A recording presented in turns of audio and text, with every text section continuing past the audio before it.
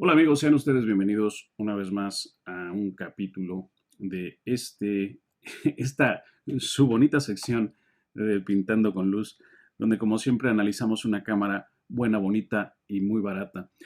En este caso, una cámara para mí muy importante porque fue de hecho mi primera cámara reflex con la que estudié por allá de 1988 cuando tomé mi curso de fotografía. Y bueno, evidentemente, como ya les digo, una cámara para mí muy importante que conozco muy bien porque, bueno, hice cientos y cientos de fotografías con aquella cámara. No es la misma, esta la compré hace un tiempo en eBay, como siempre, muy barata. Aquella otra cámara pues se quedó en el camino. Y bueno, hablar de ella es una cámara SRT de Minolta 101, el modelo 101, una cámara que se empezó a vender en 1966 y la primera versión se dejó de hacer en 1969. Luego hubieron dos versiones más con algunos ligeros cambios estéticos sobre todo. Y bien, es una cámara histórica en la historia, como ya digo, de la fotografía en general, porque tenía innovaciones muy significativas en su conjunto, sobre todo. Había a lo mejor algunas cámaras que tenían alguna función de otras marcas, alguna función, pero esta en específico tenía varias funciones muy importantes en sí misma, en un solo modelo. Por ejemplo, llevaba, o fue una de las primeras cámaras de tener un exposímetro interno que leía la exposición a través del objetivo. En aquel tiempo había cámaras que tenían el exposímetro en la parte de afuera y bueno, no leían, digamos, lo que estábamos viendo a través de el objetivo. Además de tener ese exposímetro interno, tenía dos células de medición, una en la parte de arriba y otra en la parte de abajo, que de alguna forma compensaba el contraste y nos daba una exposición muy precisa. El exposímetro era alimentado únicamente por una sola batería, una batería aquí abajo, que después habría que modificar porque eran baterías de mercurio. Entonces, bueno, ahora se coloca, como ya saben, una batería para audífonos, que ya hemos hablado de ella. Solamente esta batería alimenta el exposímetro, por lo tanto, las velocidades de obturación no son electrónicas, sino que son mecánicas. Entonces, siempre tendremos la ventaja con este tipo de cámaras, por eso a mí me gustan mucho.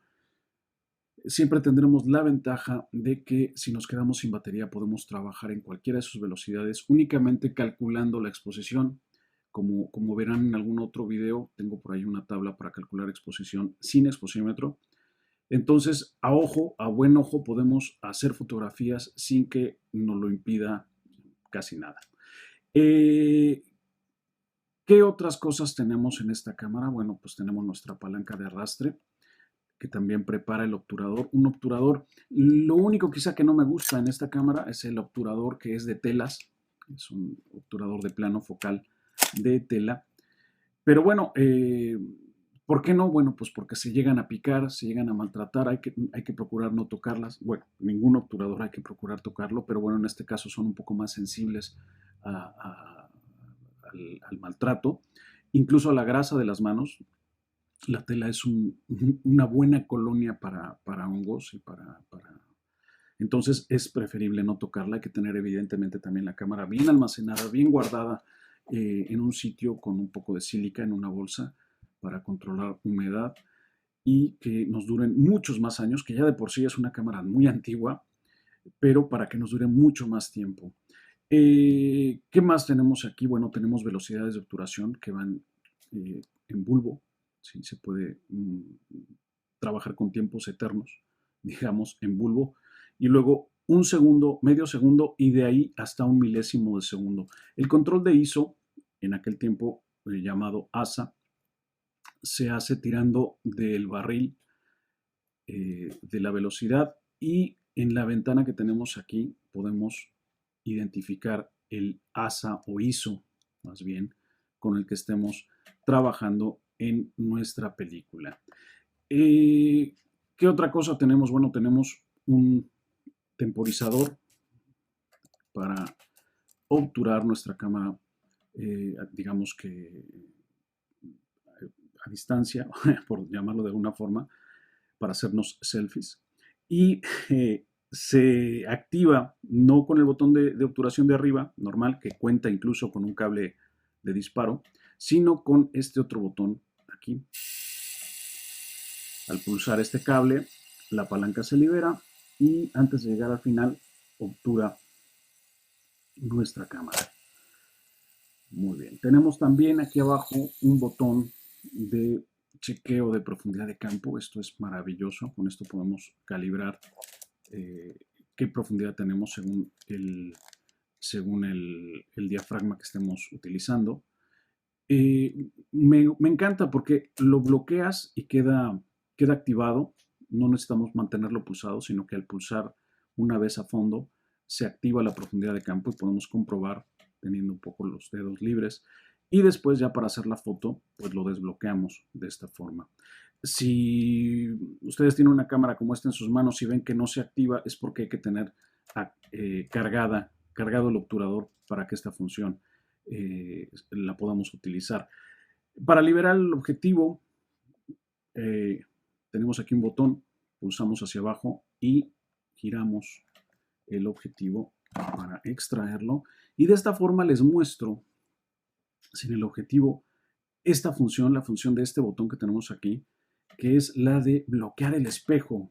Una función que a mí me gusta muchísimo para hacer exposiciones largas y que el movimiento del espejo no trepide nuestra imagen, pues precisamente para eso utilizamos este botón. Entonces, muy bien, una cámara, como ya les digo, muy económica que tiene estas funciones, pues a mí me parece genial. En su tiempo utilizaban dos tipos de iluminaciones artificiales, uno de flash y otro de bombilla incandescente. Entonces se sincronizaban con cable. La zapata no tiene conexión, no es una llamada zapata caliente. Zapata caliente es aquella que tiene una conexión para el flash que lo activa directamente. En este caso tendríamos que poner un flash con cable y si ese flash es un flash electrónico, pues estaría sincronizado aquí en la X. Si vamos a utilizar bombillas incandescentes, me avisan porque yo nunca más las volví a ver, pero bueno, creo que las hay en eBay. Una locura, pero bueno, se conectaría en la parte de arriba. Entonces prácticamente este no lo vamos a utilizar. Lo que sí, como repito, si vamos a colocarle un flash a esta cámara, tendría que ser un flash con cable.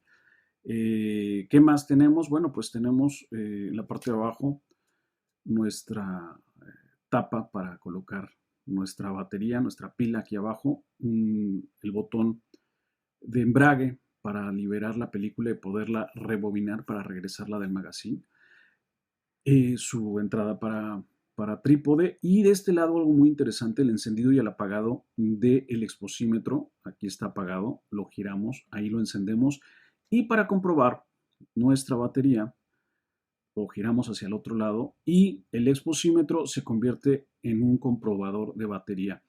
Tiene en la parte de adentro un pequeño recuadro y al colocarlo en este punto, la aguja que hace de exposímetro pues tendría que estar situada muy cercana a ese pequeño cuadro, lo cual nos indicaría que tiene todavía buena carga. El exposímetro, muy interesante, es un exposímetro de aguja que es flotante según la exposición, según la condición de luz a la que enfoquemos o a la que dirijamos nuestro encuadre. Esa aguja va a subir o bajar independientemente de la exposición y únicamente moviendo esos dos factores, velocidad de obturación y diafragma, una segunda aguja que tiene un aro al centro, la vamos a accionar, la vamos a mover con estos dos factores y en el momento que el círculo coincida con la aguja en el centro, esa sería la correcta exposición. Entonces, bastante bien. La parte de atrás tenemos un pequeño recordatorio, digámoslo así, de qué ISO es el que estamos trabajando, pero que sobre todo nos sirve para, digamos que, convertir la película DIN en lo que era la película ASA. Como ya les he comentado, en Europa, sobre todo en Alemania, era DIN y en América era ASA. Luego ya se creó el famoso ISO, y bueno, esto ya no se utilizaba, pero bueno, en su tiempo para hacer la conversión, pues se utilizaba esta pequeña ruedita y también nos servía como recordatorio para saber en qué ISO estábamos trabajando, aunque bueno, para eso ya lo activábamos aquí para el exposímetro, pero bueno, eran pequeños detalles que el fabricante tenía para con nosotros. Esta cámara viene equipada con un objetivo Rokkor, un 50 milímetros 1.7. Rokkor era, digamos que, la marca específica de Minolta, que le daba a Minolta, digamos, a sus propios objetivos. Objetivos muy efectivos, con un color muy rico en cuanto a la imagen capturada, nítidos, con un buen bokeh, objetivos también, como ya les digo, de muchísima calidad, con una construcción muy sólida, que valen la pena. Una cámara, como ya les digo, esta, la SRT Minolta 101, una gran cámara que les recomiendo muchísimo, evidentemente muy barata, muy barata. Una recomendación que les hago: no compren, si van a comprar una cámara a través, por ejemplo, de eBay, no compren solo el cuerpo puede ser mucho más barato eh, eh, solo que si lo compramos con el objetivo. Lo que no compensa es comprar primero la cámara y luego intentar conseguir el objetivo. Suele ser mucho más caro el objetivo individualmente que el cuerpo de la cámara. Entonces, si buscan y buscan y rebuscan y encuentran una cámara que tenga las dos, que venga un paquete, que venga la cámara con el objetivo, pues es preferible gastar un poquito más y llevarse el objetivo con la cámara. Gran cámara, grandes momentos, grandes recuerdos con mi Minolta 101. Muchas gracias y hasta la próxima.